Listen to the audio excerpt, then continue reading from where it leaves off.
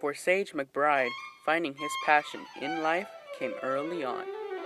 I first discovered my musical talent at the very beginning because I picked up on it really quickly and I really liked the tone and the sound and the idea of playing the violin. When Sage was about 2, he was begging me, "Mommy, I want to learn your violin, teach me your violin, let me hold your violin." And I told him, it's not a toy, it's an instrument, you have to have lessons. And when you're ready, you'll have your own. So Sage began taking lessons, and before long, he had outgrown his mom's violin.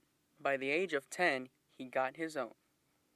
My violin is a Chinese violin that I got from the violin shop in Boca. It is a 2004. It is made to look like a 19th century violin.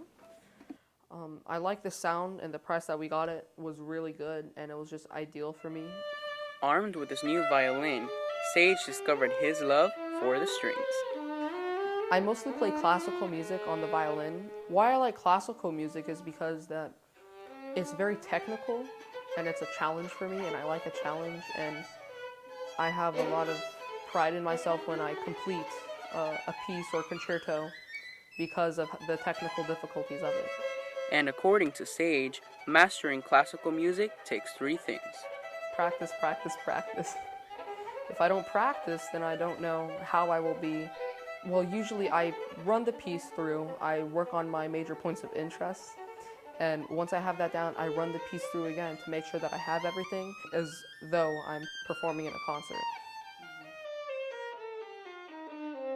I must practice every day, at least 2 hours a day. When I practice, the main schedule for me is after I tune, I work on my hand. My bow hand is really important when I play. I have to work on bending my thumb, so I'll spend a good 15-20 minutes on that. Once I do that, I work on my scales to get my left hand warmed up. And all this hard work is helping Sage prepare to play in front of an audience. I've done a lot of concerts so far, but I have a lot of fun ones in particular. I got to play in Carnegie Hall with the Florida Youth Orchestra Principal Division. I also got to play in Jamestown, Virginia for the 400th anniversary of Jamestown with President Bush, along with the Florida Youth Orchestra as well. And recently, Sage was chosen to perform alongside professional musicians as part of the Ars Flores Symphony. Many people underestimate and judge me by my age. When I first show up to an orchestral practice, they were like, wow, he's really young. I wonder how well he could possibly play. And then when I first started playing, it's like a whole nother level that they imagine.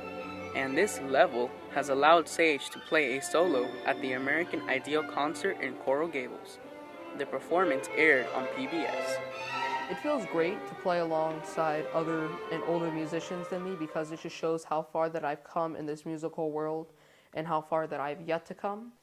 And I think that it's a learning experience for both of us because I get to learn how the professionals play, and then they get to see as well how I play.